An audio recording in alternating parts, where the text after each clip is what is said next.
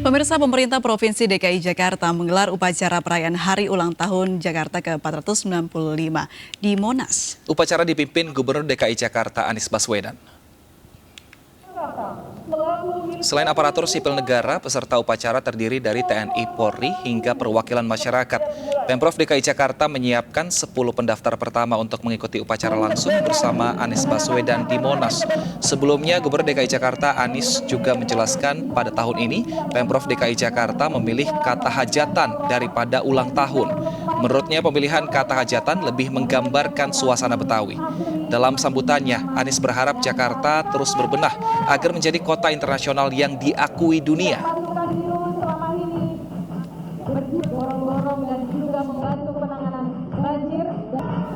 Ya, pemirsa, di Hari Ulang Tahun Jakarta yang ke-495, kurang lengkap rasanya kalau kita tidak berbincang dengan orang nomor 1 di Provinsi DKI Jakarta, yaitu Bapak Anies Baswedan. Nih, sebelum kita berbincang, Wilson, ada Saya mau pantun dulu ini. untuk Pak Anies, biar lengkap gitu ya Pak Anies ya. Nih, jalan-jalan ke pasar beli kemiri untuk jadi bahan makanan yang kemudian ditaruh di bawah tudung saji. Cakep.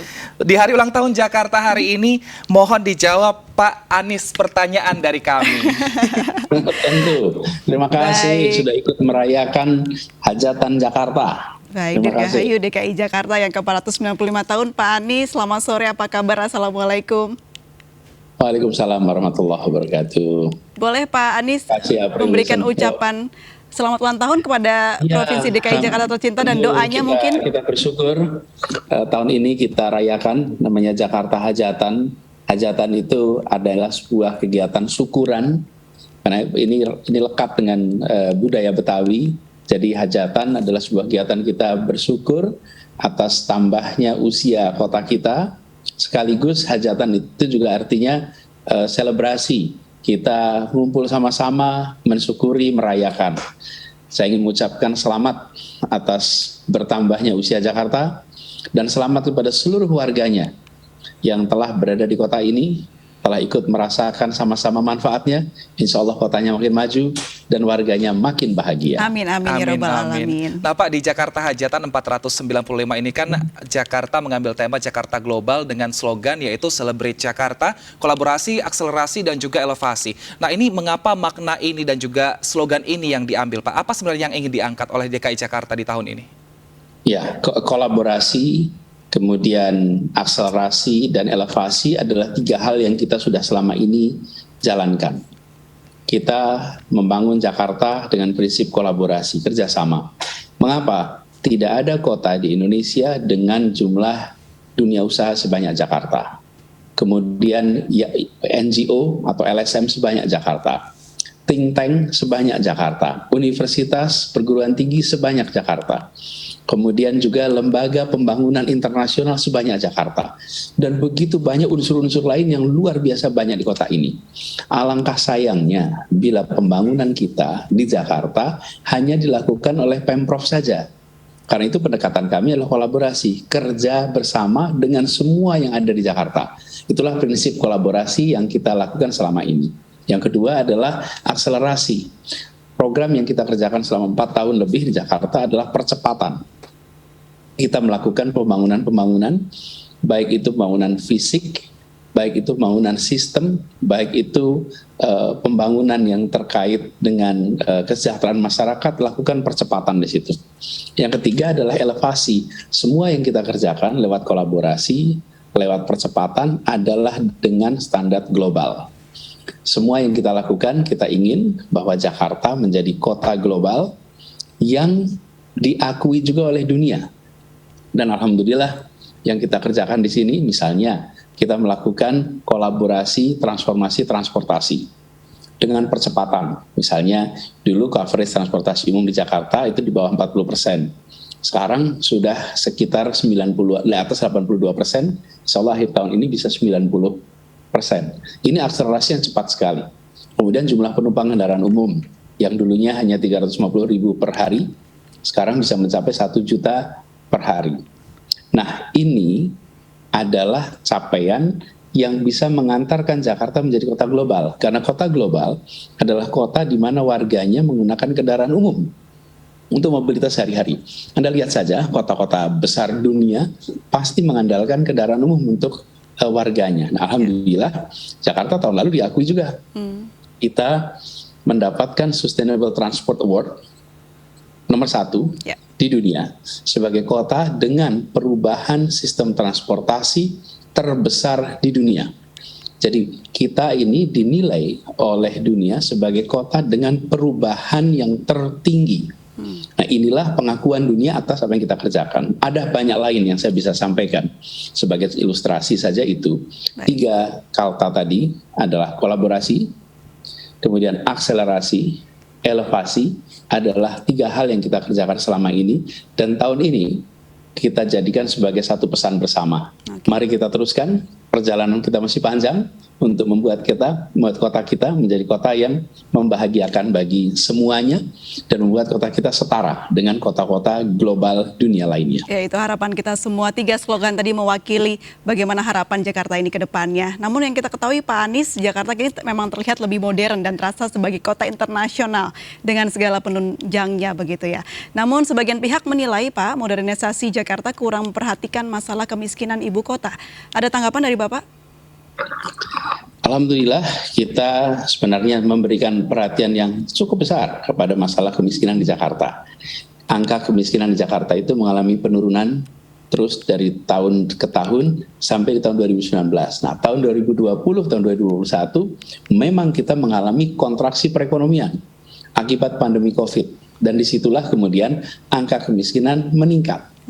Angka peningkatan kemiskinan ini akibat pandemi COVID. Dan saya yakin, seperti juga pertumbuhan ekonomi Indonesia mengalami penurunan, pertumbuhan ekonomi Jakarta juga mengalami penurunan pada masa pandemi, dan ketika ekonomi menurun, kemiskinan meningkat.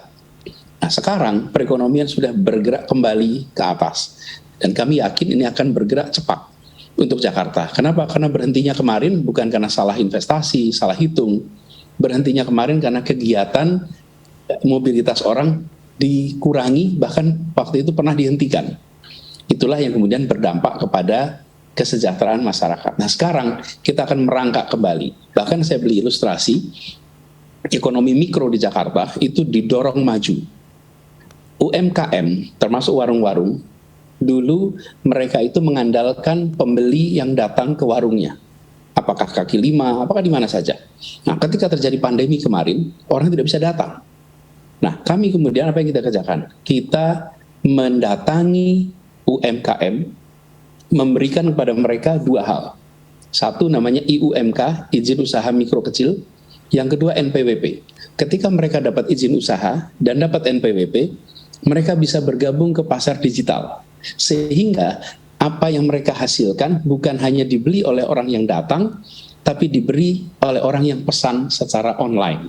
Dulunya yang menjual online itu skalanya ekonomi tengah atas, kuliner tengah atas. Sesudah kita bagikan ini, di awal sebelum pandemi yang memiliki IUMK di Jakarta itu jumlahnya 58.000. Sekarang sesudah pandemi yang punya lebih dari 250.000, meningkat 5 kali lipat. Mereka adalah pelaku ekonomi mikro yang bisa menyerap tenaga kerja sangat banyak yang ini membantu di dalam pengentasan kemiskinan. Jadi mengentaskan kemiskinan itu dengan memperbesar pasar, membawa seluruh pelaku yang ada di Jakarta untuk masuk ke dalam pasar dengan cara diberikan izinnya, diberikan NPWP-nya, dan kami yang proaktif membagikan. Baik. Lalu mereka mendapatkan peningkatan kesejahteraan lewat mekanisme pasar. Jadi kami sebagai penyelenggara kota, penyelenggara negara dalam hal ini, memfasilitasi agar mereka yang berada di kota ini bisa mengikuti transaksi perekonomian. Jadi sudah ada wadahnya ya Pak Anies ya, bukan berarti tidak ditinggalkan. Nah, ini hal nampak sederhana, tapi kita bersyukur bahwa hikmah dari pandemi kemarin justru menjadikan kesempatan kita untuk proaktif. Dulunya, polanya begini, usahanya yang datang ke kami mengurus izin. Sekarang dibalik, kami yang mendatangi mereka semua. Jadi para pedagang-pedagang itu didatangi petugas-petugas, membagikan izin, membagikan NPWP. Kalau boleh saya cerita dikit nih, pernah satu ketika malam-malam saya ke warung kaki lima, jualan pecel lele. Saya pesan pecel lele di situ. Lama sekali nggak datang-datang pecel lelenya. Jadi saya kemudian tanya ke penjaganya, ini masih lama pesanannya gitu. Terus pemiliknya datang, Pak minta maaf sekali Pak, soalnya kami banyak order online. Oke. Jadi nunggu Laris dulu. ya. Jadi di sampingnya tuh ada banyak parkiran ojol. Saya kira tempat mangkal ojol, ternyata mereka adalah orang-orang yang Pak ojol ini datang untuk menjemput pesanan. Ya. Bayangkan coba, warungnya pinggir jalan, statusnya kaki lima, tapi terima delivery begitu banyak. Ini contoh ketika kejadian pandemi kemarin memberikan kesempatan kita untuk melakukan inovasi kebijakan, sehingga kami yakin insya Allah lewat masa pandemi ini perekonomian Jakarta akan meningkat dan kemiskinan kembali turun seperti masa pra-pandemi. Satu persatu masalah diselesaikan ya. Betul sekali. Nah, kita harapkan tentunya juga dengan sekarang pandemi semakin bagus penanganannya, kita harapkan ekonomi masyarakat juga semakin baik. Nah, tapi ada juga masalah lain, Pak Anies, yang belakangan menjadi sorotan mengenai indeks quality air atau kualitas udara di Jakarta. Yang ini menjadi salah satu yang terburuk juga dengan beberapa kota lainnya seperti Kuwait dan juga dan lainnya. Ini sebenarnya bagaimana pemerintah DKI Jakarta menangani hal ini, Pak? Karena menghirup udara bersih ini juga adalah hak seluruh masyarakat. Nah gini, menurut saya kita, terutama saya mengajak media untuk kritis. Kalau ada angka suatu pagi, angka polusi tinggi, hari itu, pagi itu, tapi hari-hari sebelumnya, hari-hari sesudahnya tidak seperti itu. Berarti ada sesuatu yang salah. Sesuatu yang salah itu apa? Apakah ada pergerakan udara, apakah ada faktor-faktor eksternal yang kemudian membuat di hari itu, di pagi itu angkanya meningkat. Kalau kita ini angkanya terburuk setiap hari selama 2 bulan, berarti Jakarta lah yang memproduksi sehingga terjadi kondisi polusi udara yang terburuk karena terus-menerus. Tapi kalau hanya 1 hari kejadiannya, lalu menjadi berita rame-rame, seakan-akan itu sepanjang tahun, itu misleading. Kami di Jakarta justru secara serius melakukan transformasi. Misalnya tadi, transportasi umum dikembangkan. Supaya apa? Pengguna kendaraan pribadi pindah ke kendaraan umum, sehingga kendaraan pribadi emisinya berkurang. Kemudian yang kedua, kendaraan umumnya dibangun dengan berbasis listrik. Sekarang kita lakukan bis-bis listrik, nanti akhir tahun kita udah sampai 100 bis listrik, karena kita ingin kendaraan umumnya bebas emisi. Yang ketiga, kita lakukan pembangunan taman-taman untuk menjadi produsen udara bersih. Yang keempat, kita lakukan kebijakan mewajibkan uji emisi. Cek tempat lain di seluruh Indonesia yang mewajibkan uji emisi. Jakarta melakukan itu. Kemudian yang kelima, ketika terjadi pelanggaran, maka kita akan tindak tegas. Beberapa hari yang lalu, sebuah perusahaan yang mengakibatkan polusi udara dan mengganggu kesehatan masyarakat sekitar, izin operasinya, izin lingkungannya, itu dicabut. Jadi kita bertindak tegas. Yang keenam, ketika komponen masyarakat menuntut pemerintah untuk mengerjakan ada 15 item yang pemerintah harus kerjakan untuk meningkatkan kualitas udara di Jakarta, kami sampaikan kepada mereka yang menjadi kewenangan kita ada 13 item dan 13 itu kami kerjakan. Bahkan ketika pemerintah dinyatakan bersalah, kami tidak mau banding. Kenapa? Karena kami merasa inilah memang tanggung jawab kita yang akan kita kerjakan. Nah, ada 2 yang di luar kewenangan kita, kami tidak bisa. Tapi 13 itu sedang kami kerjakan. Jadi kami justru ingin serius menangani soal polusi ini. Dan kami berharap ini diimbangi dengan daerah-daerah lain yang juga menghadapi masalah sama. Saya berilustrasi begini. Air itu bergerak tidak mengenal wilayah. Dia bisa bergerak tanpa ada KTP-nya tuh. Dan dia tidak hanya bergerak di Jakarta saja, tapi di seluruh Jawa bagian barat misalnya. Nah, kami di Jakarta bertindak tegas kepada mereka yang melakukan pelanggaran. Kami berharap di tempat-tempat lain yang juga ada, apakah cerobong-cerobong asap yang menghasilkan polusi tinggi, kalau itu dibiarkan, anginnya, udaranya akan mengalir juga ke Jakarta. Karena itu, misalnya selama PPKM ya, itu adalah kejadian unik. Bayangkan, Jakarta sedang melakukan PPKM yang ketat, jumlah kendaraan bermotor di Jakarta sedang tidak ada di luaran, tapi angka polusi Jakarta itu tinggi sekali. Artinya ada udara di atas kita yang bukan berasal dari emisi di dalam Jakarta. Ini kejadian sekelilingnya ya Pak Anies ya? Ya, itu kejadian PPKM kemarin. Kita PPKM-nya ketat, kok bisa polusinya tinggi? Nah, ini sebabnya karena udara itu bergerak bebas di atas kita tanpa mengenal batas wilayah. Jadi harus Nah, melihat yang juga punya begitu ya. indikator adalah Jakarta. Di Jakarta ini ada mesin-mesin untuk mengukur kualitas udara, tapi Oke. di tempat-tempat lain indikatornya belum ada. Jadi Sehingga hanya nggak kita yang muncul terpantau tuh. begitu ya Pak, Jakarta yang hanya Persis. terpantau. Nah, Baik. maksud saya adalah mari kita bereskan sama-sama. Ini udara kita adalah hasil kegiatan kita. Jadi kalau ada yang sedang di jalan terjebak macet lalu mengeluh, aduh macetnya nggak kira-kira. Sesungguhnya yang bikin macet yang mengeluh itu gitu. Kan lagi dalam Terus balik ke kemacetan. transportasi. Kita Tapi lagi Pak dalam Anies, macet tuh. masalahnya banyak masyarakat di ibu kota saat ini yang juga masih mengeluhkan tren COVID yang meningkat ini Pak. Jadinya agak enggan untuk masuk ke transportasi kota di Jakarta. Nah, apa langkah dari Pemprov DKI untuk bisa menekan angka COVID yang terus meningkat ini Pak di DKI Jakarta? Sebetulnya gunakan masker.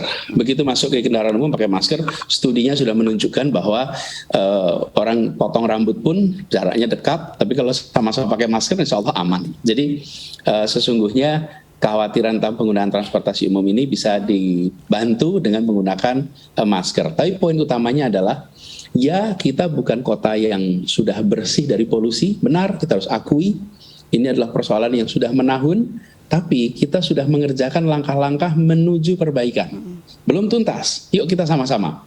Yang belum uji emisi untuk motor dan mobilnya, lakukan uji emisi. Bila tidak lulus, segera perbaiki knalpotnya. Kemudian yang bisa naik kendaraan umum, sekarang jangkauan kendaraan umum sampai 82%, hampir 90% wilayah Jakarta. Yuk pakai kendaraan umum. Jadi rubah kebiasaan ya Pak ya, Begitu, sama-sama rubah kebiasaan. Iya, dengan cara begitu nanti kita bisa sama-sama mengurangi polusi di Jakarta. Dan bagi pemerintah juga, yuk kita bersikap tegas. Bila ada institusi yang melakukan pelanggaran atas ketentuan lingkungan hidup, jangan ditolerir. Karena kalau kita tolerir, masyarakat nanti yang rugi. Ya. Kami Betul, di betul. Jakarta lakukan tindakan tegas untuk itu. Baik. Nah Pak, ini kan ada wacana kedepannya akan dicetuskannya pemindahan ibu kota dan diharapkan Jakarta ini menjadi kota yang lebih ramah terhadap warga dan juga lingkungan sekitarnya. Nah nanti setelah ibu kota dipindahkan, apa kira-kira yang bisa dipertahankan dan juga diperbaiki dari Jakarta sehingga mungkin masyarakat bisa tetap memandang Jakarta ini sebagai melting pot, sebagai mini Indonesia seperti itu Pak Anies? Jakarta tetap akan menjadi pusat kegiatan perekonomian, pusat interaksi warga. Semua aktivitas lintas wilayah masih tetap akan di Jakarta. Jadi walaupun kegiatan pemerintahan nanti tidak lagi di kota ini, tapi kota ini tidak kemudian otomatis hilang dari peta Indonesia. Kota ini justru menurut saya akan tumbuh berkembang lebih pesat lagi karena kota ini menjadi kota yang secara spesifik memfasilitasi kegiatan perekonomian, kebudayaan, kesenian, keagamaan, pendidikan itu masih terus berada di sini. Jadi bagi seluruh masyarakat, saya ingin sampaikan bahwa yang sekarang tinggal di Jakarta, yakinlah bahwa kota ini akan terus makin maju berkembang dengan atau tanpa statusnya sebagai ibu kota. Baik, Pak Anies, ini kan tahun ini akan jadi tahun terakhir bagi Pak Anies Baswedan menjabat sebagai Gubernur DKI Jakarta, bahkan hanya hitungan bulan ini. Ada ide Pak Anies tidak nih yang belum terwujud dan apa hal yang paling berkesan untuk Pak Anies? Ada suka dukanya kah Pak? Alhamdulillah saya mensyukuri atas amanat yang diembankan untuk ikut mengelola kota ini. Semua program yang kita rencanakan alhamdulillah satu persatu dilaksanakan dengan baik dan kita ingin agar karya-karya yang ada di Jakarta ini membuat kita setara dengan kota-kota besar dunia lainnya. Itu yang menjadi harapan. Kota yang memberikan perasaan kemajuan dan kota yang memberikan perasaan kebahagiaan. Dan itu bisa dilihat juga dari apa yang sekarang dihasilkan. Kalau kita melihat pembangunan kota modern, maka kota modern transportasi umumnya maju, di situ ada otomatis ada trotoarnya, infrastruktur yang dibangun juga dengan standar global, termasuk tadi itu muncul gambarnya Jakarta International Stadium. Ketika kita membangun stadion itu, faktor lingkungan hidup termasuk faktor utama. Dia dibangun nih gambarnya nih. Ini adalah stadion dengan konsep green building yang levelnya platinum. Green building itu ada level silver, gold, platinum. Kita mengambil level platinum yang tertinggi. Sehingga ini menjadi contoh. Ini gedung pertama yang dimiliki oleh pemerintah yang menggunakan konsep gedung hijau atau green building. Lagi-lagi kita ingin menunjukkan pesan kepada dunia. Bahkan ketika kita menjadi tuan rumah balap mobil Formula E, kita pilih balap mobil yang bebas emisi. Jadi balap mobilnya tidak mengotori udara Jakarta karena bebas emisi, sekaligus mengirimkan pesan pada kita semua bahwa Jakarta kontribusi kepada dunia, Jakarta siap ambil tanggung jawab untuk menjadi kota yang ikut mengurangi emisi dari kendaraan bermotor. Jadi kami bersyukur sekali atas amanat yang diberikan ini bisa dimanfaatkan untuk melakukan percepatan pembangunan di Jakarta yang ramah lingkungan, yang membuat warganya lebih sehat, merasakan kemajuan setara dengan kota-kota global lainnya, dan memberikan kesempatan yang setara untuk meraih kesejahteraan dan meraih rasa keadilan. Itu yang kami kerjakan, kami mensyukuri, dan semoga ini semua menjadi sebuah manfaat bagi seluruh masyarakat di Jakarta. Iya. Terima kasih. Baik. Pak Anies kan juga ini identik dengan prestasi selain penghargaan dalam dan juga luar negeri, Formula E ini juga sukses terlaksana. Nah ini tak heran akhirnya Pak sejumlah lembaga survei menempatkan Pak Anies di posisi ketiga besar Capres 2024. Nah ini apa makna yang bisa Bapak tangkap dari hal ini dan bagaimana komitmen atau dukungan real partai politik untuk Pak Anies? Kami memaknai ini sebagai penghargaan, sebagai kehormatan bukan saja kepada saya pribadi, pada semua orang yang bekerja di sini. Karena saya tidak melakukan kegiatan kampanye selama ini, nggak ada sekretariat kampanye, nggak ada tim kampanye, tidak ada itu semua. Bahkan kalau teman-teman lihat di sosial media kami juga isinya adalah mayoritas kegiatan program-program, kegiatan-kegiatan kita. Nah, jadi kami memandang ini sebagai sebuah penghargaan, kehormatan atas apa yang kita kerjakan. Saya sampaikan terima kasih, apresiasi, dan saya masih terus fokus di Jakarta. Sampai akhir tugas ini. Kemarin memang Partai Nasdem menyebutkan, saya sampaikan terima kasih, apresiasi, karena Partai Nasdem memulai sebuah tradisi baru di mana wilayah-wilayah dikasih kesempatan untuk mengusulkan nama-nama.